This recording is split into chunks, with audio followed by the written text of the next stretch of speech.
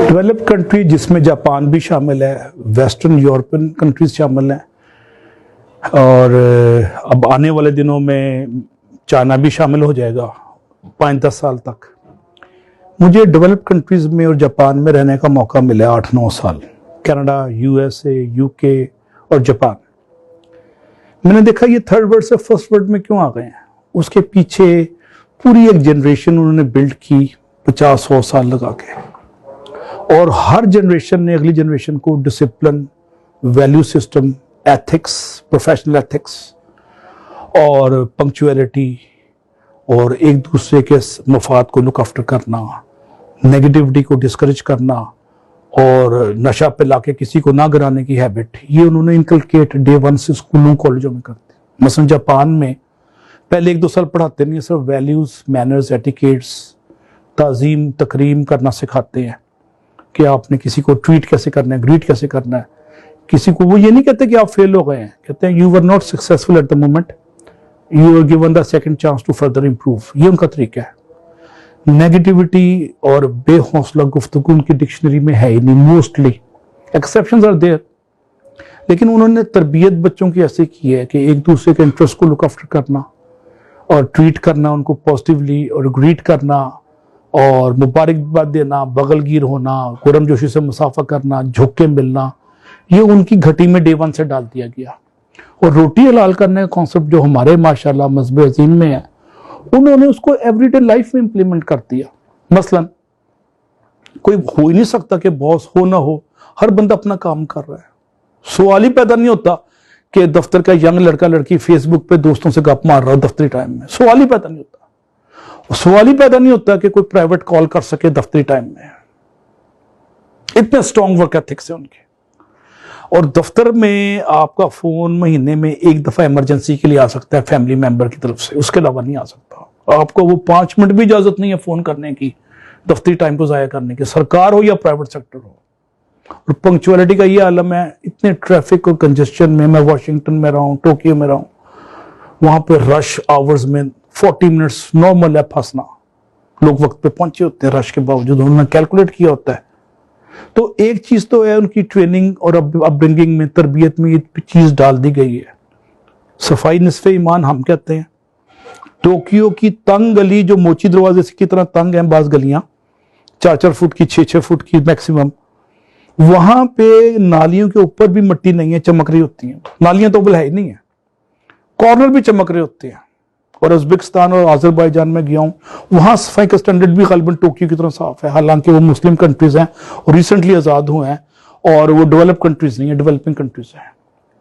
उसके बावजूद सफाई के स्टैंडर्ड्स, उनके वर्क एथिक्स इतने स्ट्रॉन्ग है सेंट्रल एशियन रिपब्लिक्स के भी। और सेंट्रल एशियन रिपब्लिक्स तेजी से ऊपर जा रही है। अभी मैं अजरबैजान गया हूं, 7 लाख टूरिस्ट आते हैं, उनकी आधी इकॉनमी टूरिज्म पे चल रही है। मैं स्वीडन में रहा हूं। मैं स्वीडन में हर बंदा सरापा इखलाक और सरापा याजी है। प्रोफेसर और जितना सीनियर है उतना वो झुक के मिलता है। वॉशिंगटन डीसी में एक मैं शॉपिंग मॉल में गया, पेंटागन फैशन मॉल है, पेंटागन के साथ ही है। पेंटागन उनका जीएचक्यू के बराबर है, उनका डिफेंस का हेडक्वार्टर है, तीनों फोर्सेस का। तो चीजें खरीदते खरीदते मैं कोक लेने गया। कैन यू बिलीव,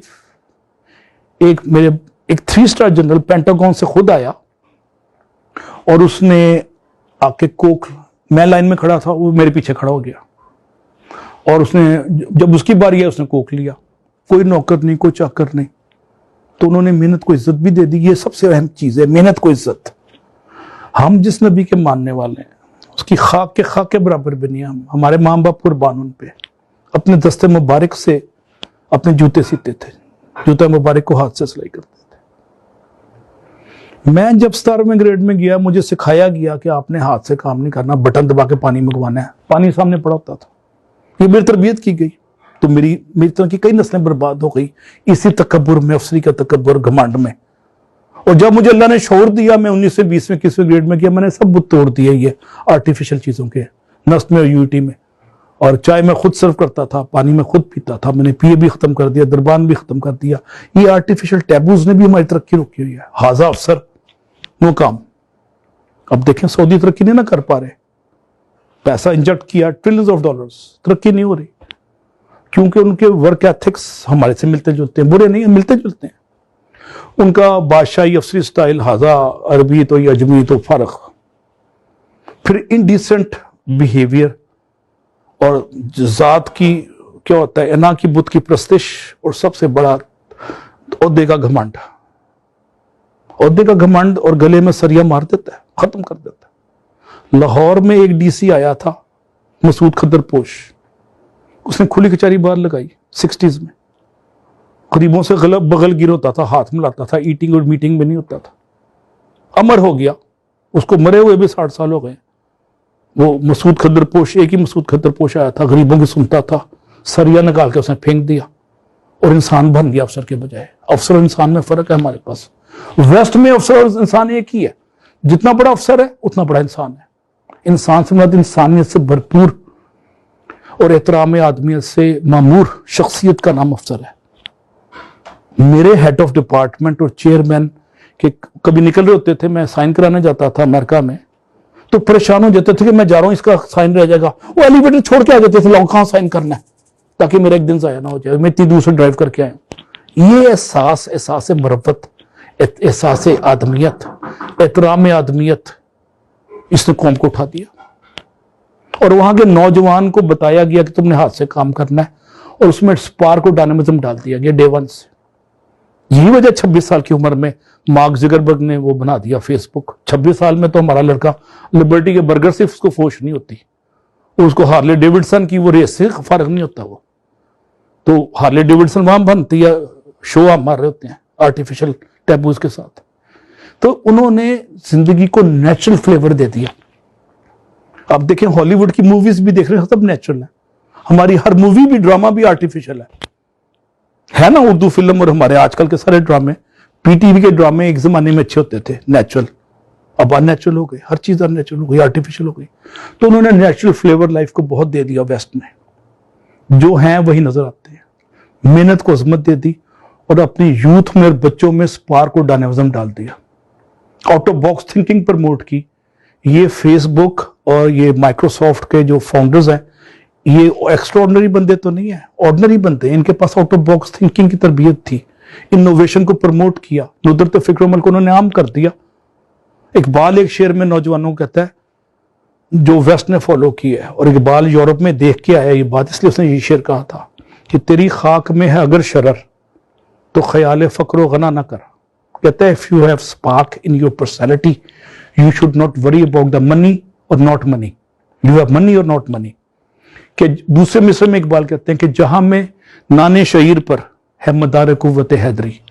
कहता है ऑर्डिनरी रोटी के टुकड़े पे, जौ के टुकड़े पे हजरत अली को इतनी कुव्वत मिल गई, मदार कुव्वत हैदरी। कुव्वत हैदरी का बुनियाद वो रोटी के जौ के टुकड़े थे, बासी रोटियों से जो हजरत अली के पास ताकत आ गई, क्योंकि स्पार्क और डायनामिज्म सुन्नत तैयबा के सदके में तो फैल उनकी शख्सियत में वदियत हो गया। तो ये बड़ी बात है कि हम बच्चों को रगड़ा दें, कंफर्ट जोन से निकालें, शोफर ड्रिवन करने ना दें, उनको बसों में साइकिलों पे रोलें, वो 3-3 वैगनें बदल के आए तो कामयाब हो जाते हैं। आज लाहौर में मेरे जो यूईटी के गवर्नमेंट कॉलेज के जो टॉप नॉच बड़ी बड़ी पोजीशनों में बैठे हुए हैं, ये 70s 80s में वैगनों में रुल रहे होते थे या साइकिलों पे जा रहे होते थे। ये इनका खमीर इस मिट्टी से उठा और इन्होंने हाथ से काम करने में वो नहीं समझा, बड़ी बड़ी पोजीशनों में बैठे हुए हैं। कोई एम्बेसडर लग गया, कोई एम्बेसडर रिटायर्ड हो गया, कोई चीफ सेक्रेटरी लग गया। ये सारे मेरे दोस्त हैं जीसी के, यूईटी के। तो ये हल्का सा तकाबरी इजाज़त मैंने की है।